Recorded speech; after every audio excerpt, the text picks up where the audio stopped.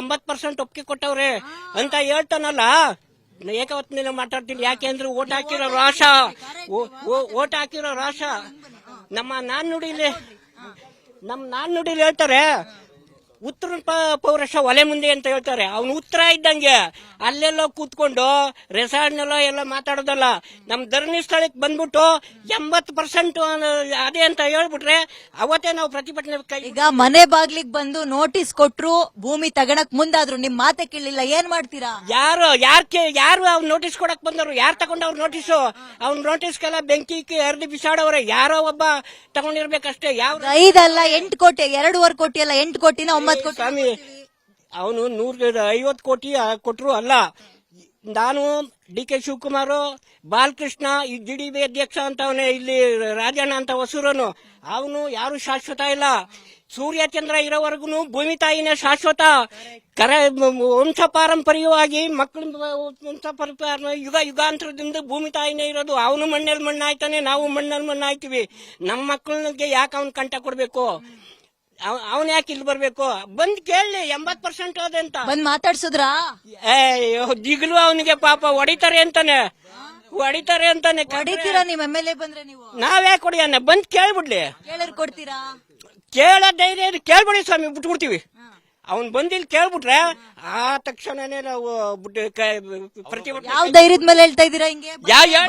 ನಾನ್ ಧೈರ್ಯವಾಗಿ ಹೇಳ್ತಾ ಇದ್ದೀವಿ. ಇಲ್ಲ ರೈತರೆಲ್ಲ ಅಲ್ಲೆಲ್ಲ ಅವ್ರ ಕೇಳಗಳು 5% ಅವ್ನ್ ತಾವ್ ಹೋಗಿ ನಮ್ಮನ್ ಮಾಡ್ಕೊಬಿಡಿ, ಇದ್ ಮಾಡ್ಕೊಬಿಡಿ ಅಂತ ಕೇಳ್ತಾವ್ರೆ. ಯಾರು ಕಮಿಷನ್ ತಂದೆಯವರು 5% 10% ಎಲ್ಲ ಮಾತಾಡ್ಕೊಂಡಿದ್ದಾರೆ. ಅವ್ರು ಇಲ್ಲಿ ಇಲ್ಲಪ್ಪ ಅವ್ರೆ. ಸೊ ನಿಮ್ಮ ಒಳ್ಳೇದಕ್ಕಲ್ಲ, ಏನ್ ದಂಧೆ ಮಾಡ್ತಾ ಇದಾರೆ? Real estate commission?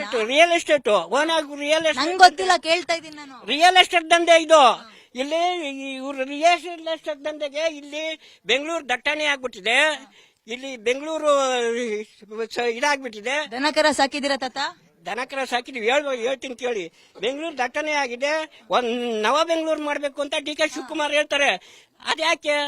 28 ಜಿಲ್ಲೆಯಲ್ಲಿ ಉತ್ತರ ಕರ್ನಾಟಕದವ್ರು ಕರಿತಾವ್ರಲ್ಲ. ಕರಿತಾ ಇದಾರೆ ತಾತ. ಅವ್ರು ಇವ್ರು ಹೋಗಕ್ ರೆಡಿ ಇಲ್ಲ, ಹತ್ರಕ್ ನೀವಿದಿರಲ್ಲ. ಅಲ್ಲ, ನಾನು ಹೇಳೋದು ಇವಾಗ ಅಲ್ಲಿಂದ ಕರ್ಣಿ ಎತ್ಕೊಂಡ್ಬಂದು ಗಾರೆ ಕೆಲ್ಸಕ್ಕೋ ಇದಕ್ಕೋ ಎಲ್ಲಾ ಜಿಲ್ಲೆಯವರು ಬಂದು ಇಲ್ಲೇ ಯಾಕೆ ಸೇರ್ಕೋಬೇಕು? ಆಯಾ ಜಿಲ್ಲೆಯಲ್ಲೇ ಕಂಪ್ನಿ ತಯಾರು ಮಾಡ್ಲಿ, ಆಯಾ ಜಿಲ್ಲೆಯಲ್ಲೇ ಕೆಲಸ ಕೊಡ್ಲಿ. ಅವ್ರ ಯಾಕೆ ಇಲ್ಲಿ ಕೆಲಸ ಬರ್ತಾರೆ? ಕರೆಕ್ಟ್ ಶಿವು. ನಾನು ಬೆಳಗ್ಗೆ ಒಬ್ರನ್ನ ಹಾಲ್ ಹಾಕ್ಬೇಕಾದ್ರೆ ಮಾತಾಡಿಸ್ದೆ, ಇವ್ರೆ ಅವರು. ತಾತ ಬನ್ನಿ ಇಲ್ಲಿ. ಎಷ್ಟು ಲೀಟರ್ ಹಾಲ್ ಹಾಕ್ತೀರಾ? ಬಂದೆ ತಡೀರಿ. ಎಷ್ಟು ಲೀಟರ್ ಹಾಲ್ ಹಾಕ್ತೀರಿ ನೀವು? 40 ಲೀಟರ್ ದಿನಕ್ಕೆ. ಎಷ್ಟು ಹಸ ಸಾಕೊಂಡಿದ್ದೀರಿ? ತಿಂಗಳಿಗೆ ಎಷ್ಟು ಸಂಪಾದನೆ ಮಾಡ್ತೀರಾ ಬರೀ ಹಾಲಲ್ಲಿ? ಬರೀ ಹಾಲಲ್ಲಿ 45,000 ಬರ್ತದೆ ರೀ ಶಿವು. ನೀವು AC ರೂಮಲ್ಲೋ ಮತ್ತೊಂದ್ ರೂಮಲ್ಲೋ ಕುತ್ಕೊಂಡು 9 ಗಂಟೆ ಕೆಲಸ ಮಾಡಿದ್ರು ಇವ್ರದಾದ್ರೂ ಪರವಾಗಿಲ್ಲ. ತಾತಂದು 1-1.5 ಲಕ್ಷ ಬರೀ ಹಾಲಲ್ಲೇ ದುಡಿತಾ ಇದೀವಿ ಅಂತಾರೆ. ಯಾರಪ್ಪ 70-80,000 ಹಾಲಲ್ಲಿ ದುಡಿಯೋರು? 70-80,000 ನೀವ? ಬನ್ನಿ ಇಲ್ಲಿ ತಡೀರಿ. ಬಂದೆ ಅಂಕಲ್. ಹಾಲು ಎಷ್ಟು ಲೀಟರ್ ಹಾಲು ಹಾಕ್ತೀರಿ ದಿನಕ್ಕೆ? ಶಿವು, ದಿನಕ್ಕೆ 150 ಲೀಟರ್. ಕೇಳಿಸ್ಕೊಳ್ಳಿ, ಐ ರಿಪೀಟ್, ದಿನಕ್ಕೆ 150 ಲೀಟರ್ ಇವ್ರೊಬ್ರು ಮನೆಯಿಂದ ಹಾಲು ಹಾಕ್ತಾರೆ. ತಿಂಗಳಿಗೆ ಎಷ್ಟು ಸಂಪಾದನೆ ಆಗುತ್ತೆ? 1 ಲಕ್ಷ ಮೇಡಮ್. 1 ಲಕ್ಷ ತಿಂಗಳಿಗೆ ಹಾಲಲ್ಲಿ ಬರೀ ಸಂಪಾದನೆ ಮಾಡೋದು. ಅದ್ಬಿಟ್ಟು 50 ಬಿಟ್ರು 1 ಲಕ್ಷ ಸಿಗುತ್ತೆ ಮೇಡಮ್. 1.5 ಲಕ್ಷ ಬರೀ ಹಾಲಲ್ಲಿ ಸಂಪಾದನೆ ಮಾಡ್ತೀರಾ. 50,000 ರೂಪಾಯಿ ಖರ್ಚಾಗುತ್ತೆ, 1 ಲಕ್ಷ ರೂಪಾಯಿ ಉಳಿಯುತ್ತೆ. ಸರಿ, ಜಮೀನ್ ಏನಾದ್ರೂ ಇದೆಯಾ? ಏನೇನ್ ಹಾಕಿದಿರಿ? ಜೋಳ, ಸೀಮೆ ಹುಲ್ಲು, ತೆಂಗು ಮರ ಹಾಕಿದೆ ಮೇಡಮ್. 200 ಮರ ಐತೆ. ಒಂದು 50, ಅದು ತಿಂಗಳಿಗಿಲ್ಲ ಅಂದ್ರೂ 50,000 ಬರುತ್ತೆ ಮೇಡಮ್. ಈಗ ಅದನ್ನ ಮಾರ್ಕೊಂಡು ಹೋಗ್ರಿ ಅಂದ್ರೆ ದನ ಕರನ, ನಿಮ್ ಹೆಂಡತಿ ಮಕ್ಳನ್ನ, ಅಪ್ಪ ಅಮ್ಮನ್ನ ಎಲ್ಲಿ ಕರ್ಕೊಂಡು ಹೋಗ್ತೀರಿ?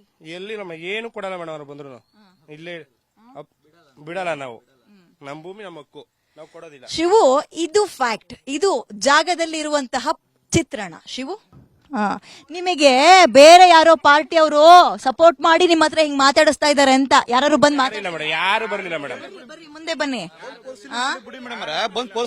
ನೀವ್ ಹಿಂಗ್ ಹೇಳಕ್ಕೆ ನಿಮಗೆ ಯಾರೋ ವಿರೋಧ ಪಕ್ಷದವ್ರು ಕುಮ್ಮಕ್ ಕೊಡ್ತಾ ಇದಾರೆ, ಹಂಗ ಹೇಳ್ತಾ ಇದೀರಾ ನೀವು?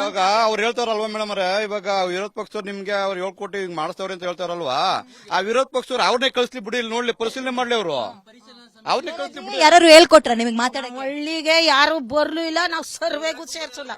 ನಾವು ಬರಾಕು ಬಿಡ್ಲಿಲ್ಲ. ನಮ್ಮ ಹಳ್ಳಿಯವರು ನಮ್ಮ ಊರಿಗೆ ಒಬ್ಬರನ್ನು ಸೇರ್ಸಲ್ಲ, ನಾವು ಸರ್ವೆಗೂ ಸೇರ್ಸಲ್ಲ. ನಮ್ಮ ಊರಿಗೆ ಅಳ್ಳಾಡ್ಸಂದ್ರ ಬೀದಿಗೆ ಯಾವನು ಬಂದು ಸರ್ವೆ ಮಾಡ್ಲೇ ಇಲ್ಲ. ಸತ್ಯಶೋಧನಾ ಸಮಿತಿ ಎಲ್ಲದಕ್ಕೂ ಮಾಡ್ತಾರೆ, SIT ಮಾಡ್ತಾರೆ, ಎಲ್ಲ ಮಾಡ್ತಾರಲ್ಲ, ಇದಕ್ಕೂ ಮಾಡ್ಬೋದಲ್ವಾ? ಸತ್ಯಶೋಧನಾ ಸಮಿತಿ ಮಾಡ್ರಿ, ಯಾರ್ಯಾರು ಎಷ್ಟೆಷ್ಟು. ನಮ್ ಸ್ಟುಡಿಯೋದಲ್ಲೂ ನೀವು ಮಾತಾಡಿದ್ರಿ 80% ಜನ ಒಪ್ಪಿದ್ರಂತಲ್ರಿ. ಮ್ಯಾಮ್, ನಾನು ಅವತ್ತು ಚಾಲೆಂಜ್ ಮಾಡಿದ್ದೆ ಕಾಂಗ್ರೆಸ್ ಅವ್ರಿಗೆ, ಇಲ್ಲಿವರೆಗೂ ಅವ್ರ ಧೈರ್ಯ ಎಲ್ಲ ಬಂದು ಪ್ರೂವ್ ಮಾಡಕ್ಕೆ. ನಾನು ಹೇಳ್ತಾ ಇರೋದು, ಅವ್ರಿಗೆ ಅಪ್ಪ ಅಮ್ಮ ಇದಾರಲ್ವಾ, ಅವ್ರ ಹೆಸರಿಟ್ಟಿದ್ದಾರೆ, ಆಧಾರ್ ಕಾರ್ಡ್ ಇದೆ. ಅವ್ರು ಪಾಕಿಸ್ತಾನದವ್ರ ಏನೋ ನನಗೆ ಗೊತ್ತಿಲ್ಲ 80%. ಯಾಕಂದ್ರೆ ಅವ್ರ ಹೆಸರುಗಳನ್ನ ಅವರು ರಿಲೀಸ್ ಮಾಡ್ತಾ ಇಲ್ಲ. ಹೆಂಗೆ ಅಂದ್ರೆ ಗೌಪ್ಯವಾಗಿ ಇಟ್ಟಿದ್ದಾರೆ, ಈ ಟೆರರಿಸ್ಟ್ ನೇಮ್ಗಳನ್ನ ಗೌಪ್ಯವಾಗಿ ಇಡ್ತಾರಲ್ಲ, ಹಂಗಿಡ್ತಿದ್ದಾರೆ. 80% ಯಾರು? ಅವ್ರಿಗೇನ್ ಆಧಾರ್ ಕಾರ್ಡ್ ಇಲ್ವಾ? ಅವ್ರ ಜಮೀನ್ ಇಲ್ವಾ? ಅವ್ರ ಅಪ್ಪ ಅಮ್ಮ ಏನ್ ದುಡ್ಡಿಟ್ಟಿಲ್ವಾ? ಹೆಸರಿಟ್ಟಿಲ್ವಾ? ಅವ್ರು ಬಂದು ಅವರೆಲ್ಲ ರಿಲೀಸ್ ಮಾಡ್ಬೇಕು ತಾನೆ. ನಾವು ಅವತ್ತಿಂದ ಬಾಯಿ ಬಡ್ಕೋತಾ ಇದೀವಿ, ಪ್ರತಿಯೊಬ್ಬನು ಚಾಲೆಂಜ್ ಆಗ್ತಾವನೆ, ಯಾವನಿಗೂ ಧೈರ್ಯ ಇಲ್ಲ ಬಂದು ಇದ್ ಮಾಡೋದಿಕ್ಕೆ. ನಿದ್ದೆ ಬರುತ್ತೆ ಅಂತ ತಾತ ಇವೆಲ್ಲ ಕೇಳಿಸ್ಕೊಂಡೆ ರಾತ್ರಿ. ಹಲೋ, ಮಾತಾಡಿ. 80% ಇರೋದು ತೋರಿಸ್ತಾ ಇದ್ದೀರಲ್ಲ, ಅವ್ರು ಯಾವ್ಯಾವ ನಮ್ಮ ಮುಖಾಂತರ ಕಳ್ಸ್ರಿ, ಅವಾಗ ಏನ್ ಮಾಡ್ಬೇಕೋ ನಾವ್ ಹೇಳ್ತೀವಿ. ಯಾರಿಗ್ ಚಾಲೆಂಜ್ ಆಗ್ತಾ ಇದ್ದೀರಾ? DKಗೆ. ನಿಮ್ಮೂರ್ MLA? ನಮ್ಮೂರ MLA ಬರಲ್ಲ, ಎಳ್ದೋಗಿದಾರೆ, ಕಳ್ದು ಹೋಗಿದ್ದಾರೆ. ಅವನು ಸಾಯ್ಲಿಲ್ಲ ಇನ್ನ, ಅವನೇ ಯಕ್ಷಕ. ಅವನು ನಮ್ಮ ಮತಗಳನ್ನು ಮೊದಲು ನಮ್ಮ ರೈತರಿಗೆ, ಕೆಲವು ರೈತರಿಗೆ ಹೇಳೋದು ಅಂದ್ರೆ, ಫಸ್ಟ್ ಈ ಭಾಗದಲ್ಲಿ ಬೆಳೆದು ಹಣ್ಣು ತರಕಾರಿಗಳನ್ನು ತಿಂದು ಈ ಭೂಮಿ ಬಗ್ಗೆ ಅಪಪ್ರಚಾರ ಮಾಡ್ತಾರಲ್ಲ, ಅವರು ಭಯೋತ್ಪಾದಕರಿಗೆ ತಿಂದಿದ್ದ ತಟ್ಟೆಗೆ ಅದೇನೋ ಮಾಡಿದ್ರು ಅಂತಾರೆ, ಹಂಗೇನಾರು ಸಮಾನ. ಹೌದು ಹೌದು ಹೌದು. ಬೆಂಗಳೂರಲ್ಲಿ ಈಗ ನೀವು ಮಾತ್ರ ಅಲ್ಲ ರೀ ಹೋರಾಟ ಮಾಡ್ಬೇಕಾಗಿರೋದು, ಆಕ್ಚುಲಿ ಬೆಂಗಳೂರು ಜನ. ನೀವೀಗ ಈ ಗಿದ್ದೆ ಎಲ್ಲ ಮಾರ್ಕಂಡ್ರಿ ಜಮೀನ ಅಂದ್ರೆ, ದನಕರ ಮಾರ್ಕಂಡ್ರಿ ಅಂದ್ರೆ ನಾವ್ ಏನ್ ಹಾಲು ಕುಡಿಯೋಣ, ಏನ್ ತರಕಾರಿ ಬೆಳೆಯೋಣ, ಏನ್ ತಿನ್ನೋಣ? ಎಲ್ಲರೂ ಆಕ್ಸಿಜನ್ ಸಿಲಿಂಡರ್ಗಳನ್ನ ರೆಡಿ ಮಾಡ್ಕೋಬೇಕಾಗುತ್ತೆ. ಶಿವು, ಇದು ವಾಸ್ತವ.